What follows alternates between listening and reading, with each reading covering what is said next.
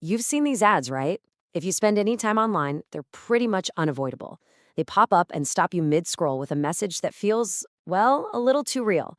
Today, we're going to pull back the curtain and break down the really powerful communication strategy behind one of the biggest players in this game, Liven. It all starts with a hook that just hits you right in the gut. This line, it's not really selling a product, is it? It's about this deeply personal, often totally silent feeling of being lonely, even when you're with someone. That's the first move. Make an immediate emotional connection.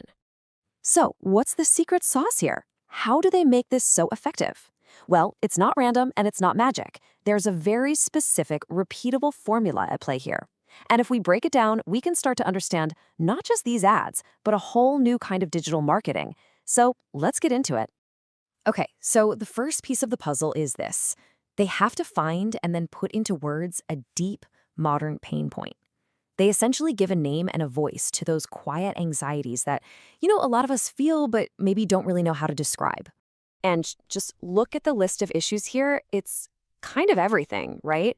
We're talking about procrastination, feeling stuck, relationship troubles, even something they call dopamine addiction.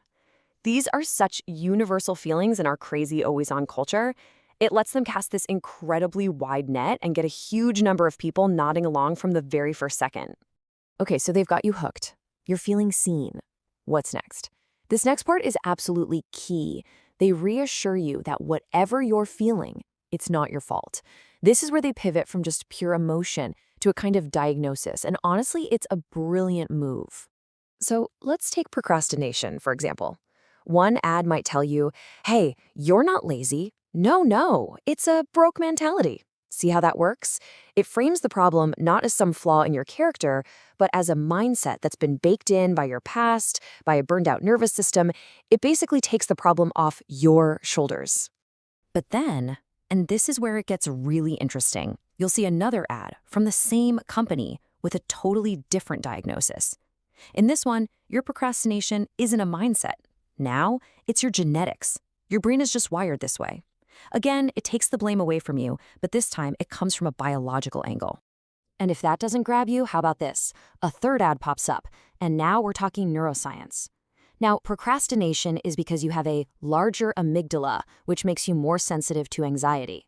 A broke mentality, your DNA, or your brain anatomy, it doesn't really matter which one you connect with because they have a diagnosis that's going to feel right for you. And that's the whole point, right? By taking the blame off your shoulders and giving you this scientific sounding reason, or, 3 different ones, the problem completely changes. It's no longer this deep personal failure. It becomes this external, understandable, and most importantly, fixable thing. And that shift gives you this immediate sigh of relief, this little glimmer of hope. All right, so recap. They've tapped into a feeling we all have, and then they've told us it's not our fault. What's part 3? This is where they hold up a mirror. They make it feel deeply personal by zeroing in on these really specific identities, or archetypes. They take that general I feel stuck vibe and split it into these 2 super specific characters. On one side, you've got the high-performing man. He's successful, but he's exhausted and overwhelmed.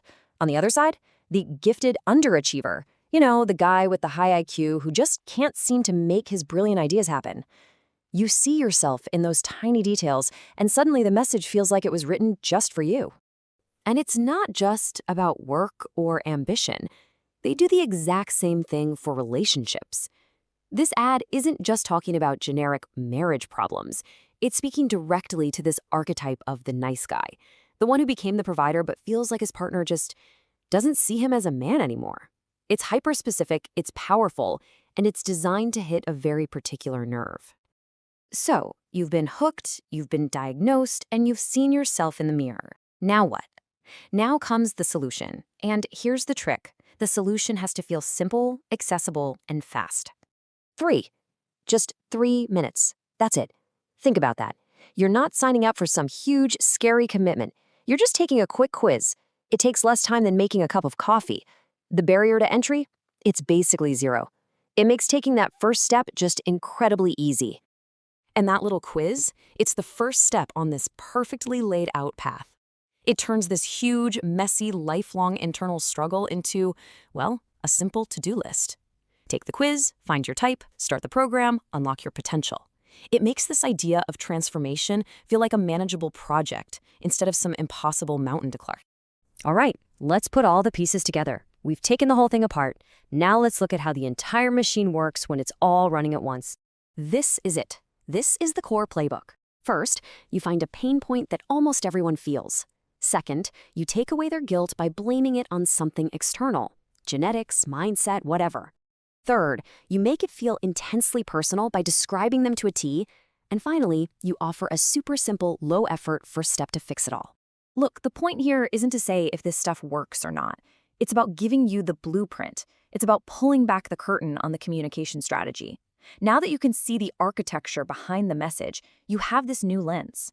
So the next time one of these ads stops your scroll, you can step back and not just feel the message, but see how it's built. What are you going to see?